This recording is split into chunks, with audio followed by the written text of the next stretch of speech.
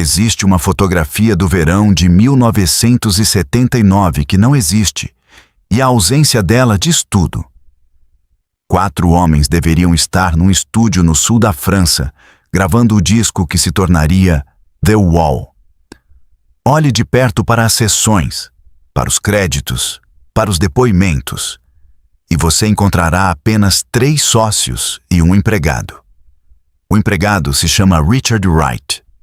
Ele fundou a banda. Ele inventou a língua harmônica que a banda falava. E quando The Wall chegou às lojas, ele já havia sido demitido do Pink Floyd por telefone. Ninguém percebeu. É essa a parte que deveria incomodar.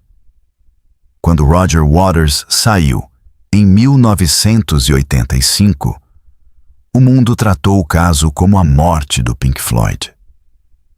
Advogados foram convocados, entrevistas foram dadas, os fãs escolheram lados como filhos numa separação. Mas quando Wright foi empurrado para fora, 6 anos antes, não houve velório, não houve manchete, não houve guerra. A mudança de pessoal mais decisiva da história da banda aconteceu em silêncio. E o silêncio era exatamente o ponto. Ninguém escuta a quilha de um navio. Só se nota a quilha quando o navio começa a virar. Para entender o que se perdeu, é preciso entender o que Wright de fato fazia. Porque há 50 anos o público entende errado. Ele não era o quieto. Não era o artesão tímido preenchendo educadamente o espaço entre 2 gênios. Ele era o autor harmônico do som do Pink Floyd. Desmonte qualquer faixa clássica da banda até o esqueleto, e o que sobra, debaixo dos conceitos e debaixo da guitarra, é um jeito de suspender acordes para que nunca se resolvam por completo. Uma sensação de que a música paira sobre um abismo sem jamais cair dentro dele. Essa suspensão é Wright. As vozes de jazz contrabandeadas para dentro do rock. A paciência de órgão de igreja. A recusa de aterrissar. O próprio Gilmour disse isso com todas as letras, anos depois. A mágica do som do Floyd era a combinação da guitarra dele sobre os teclados de Rick. Não ao lado, sobre. Wright era a superfície em que os outros pisavam, e ele era mais uma coisa difícil de caber numa ficha técnica. Ele era o amortecedor. O Pink Floyd, depois de Syd Barrett, era um sistema de colisão. Waters, todo conceito e vontade e amargura em aceleração, contra Gilmour, todo instinto e som e beleza teimosa. 2 forças assim não coexistem naturalmente. Coexistem porque alguma coisa absorve o impacto. Durante uma década, o material que absorvia chamava-se Richard Wright. O homem sem apetite de poder, sem bandeira para fincar, aquele que se importava com o modo como o acorde soava, e não com quem dava a última palavra. Dark Side of the Moon, o disco mais perfeitamente equilibrado que a banda já fez, é inimaginável sem ele, e não apenas como pacificador. Us and Them era a música dele antes de ser letra de qualquer um, escrita anos antes para um filme de Antonioni e rejeitada. The Great Gig in the Sky é a arquitetura dele preenchida pela voz de outra pessoa. Time respira nos teclados dele antes que as palavras expliquem o que aquela respiração significa. O último álbum em que o Pink Floyd soa como um organismo único é também o último álbum em que a autoria de Wright está em toda parte. Isso não é coincidência. Isso é a tese deste canal inteiro. Então, o que aconteceu em 1979? A história oficial é pequena e burocrática, que é como as piores histórias costumam se vestir. A banda estava quebrada. Os consultores financeiros haviam evaporado o dinheiro de todos. E The Wall não era apenas um disco. Era uma operação de resgate com prazo de validade. Waters escrevia como um possuído, o que de fato era. E as sessões se mudaram para a França por razões de exílio fiscal. o que dá a medida do desespero da aritmética. Dentro dessa câmara de pressão, Wright ia à deriva. O casamento dele terminava. Estava exausto, deprimido, como ele próprio admitiria mais tarde, e criativamente paralisado numa banda em que o espaço para o tipo de contribuição dele vinha encolhendo. Havia 2 discos. Waters viu um homem que não puxava o próprio peso, e Waters, dono do único material pronto e, portanto, de toda a alavanca, fez a ligação. Ou Wright sai da banda quando o álbum terminar, ou o álbum não sai. Sem álbum, sem resgate. Falência para todos. Pense na crueldade da geometria. Não foi uma votação. Os outros 2 não concordaram propriamente. Falharam em resistir.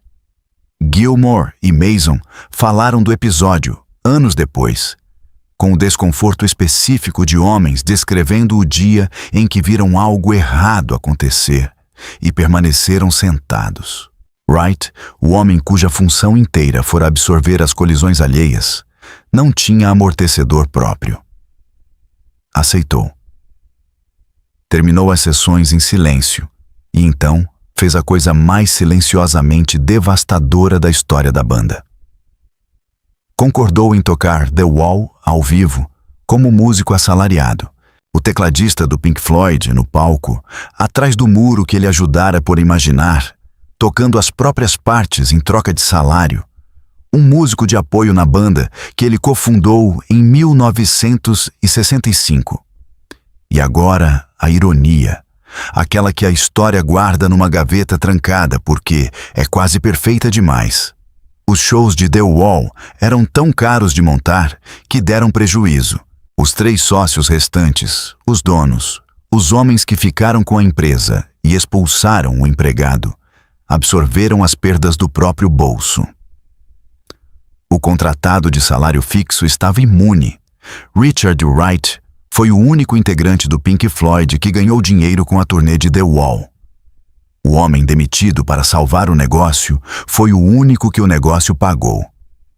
Se alguém escrevesse isso como ficção, o editor cortaria por excesso de simetria. A realidade manteve. Então vem The Final Cut, e a prova se torna audível. É o único disco de estúdio do Pink Floyd sem nenhum Richard Wright, e a ausência se escuta como se escuta um cômodo de onde tiraram os móveis. O disco é inteligente, ferido, liricamente feroz e harmonicamente chapado. Os acordes vão para onde acordes vão. Nada paira. Nada se suspende. O abismo agora está nas palavras, e somente nas palavras, porque o homem capaz de colocá-lo debaixo da música já não está. Waters finalmente alcançara o controle total, e o som do controle total é este.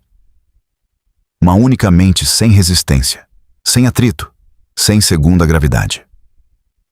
The Final Cut não é um disco ruim. É um disco solo vestindo o corpo de uma banda morta. A morte já tinha acontecido. Aconteceu ao telefone em 1979. É por isso que a cronologia popular do Pink Floyd está errada, e o erro importa. O mundo diz que a banda morreu em 1985, quando Waters a declarou uma força esgotada e foi à justiça disputar o nome. Mas àquela altura não restava equilíbrio nenhum para destruir. O processo judicial foi uma briga de inventário. Inventários pertencem aos que já morreram. A morte verdadeira foi a remoção da quilha. Uma banda não é uma marca nem um logotipo. É uma química específica de pessoas específicas. E a química do Floyd era uma suspensão a 3. O conceito, o instinto e o chão harmônico que permitia aos 2 primeiros brigarem sem despencar. Retire o chão e a briga vira guerra. E guerras terminam com alguém indo embora.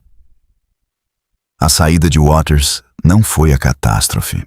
Foi a réplica de um terremoto que o público não registrara 6 anos antes. Há uma coda, e ela é a vingança mais mansa da história do rock. Quando Gilmour reconstruiu o Pink Floyd sem Waters, A primeira pessoa que ele foi buscar foi Wright. Primeiro como convidado, depois por inteiro, até que em The Division Bell, a velha língua harmônica volta visivelmente à vida.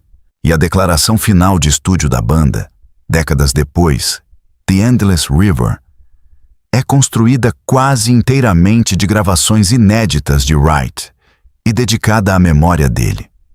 Gilmour disse que ninguém jamais substituiu Rick, que nada do que fizeram depois soava certo sem voltar a ele. O homem demitido por contribuir de menos tornou-se, no fim, o único integrante sem cuja contribuição a banda literalmente não conseguia continuar. Enterraram a alma em 1979 e passaram os 35 anos seguintes desenterrando-a. Richard Wright morreu em 2008 e, na morte dele, os tributos finalmente disseram em voz alta o que os créditos haviam murmurado por décadas. Mas escute o que sobrevive. Coloque Us and Them hoje à noite. Escute o modo como os acordes se recusam a aterrissar. O modo como a canção segura você sobre o precipício sem nunca deixar cair. Essa recusa é a assinatura de um homem. Foi por ela que o demitiram. Então fica a pergunta a que este canal sempre retorna. Por que ela não se resolve? O que é apropriado para um homem cujos acordes também nunca se resolviam? Se a alma de uma banda pode ser demitida por telefone, absorvida numa folha de pagamento, apagada dos créditos e da história, sem que o mundo sequer perceba, então, o que exatamente o mundo esteve escutando esse tempo todo?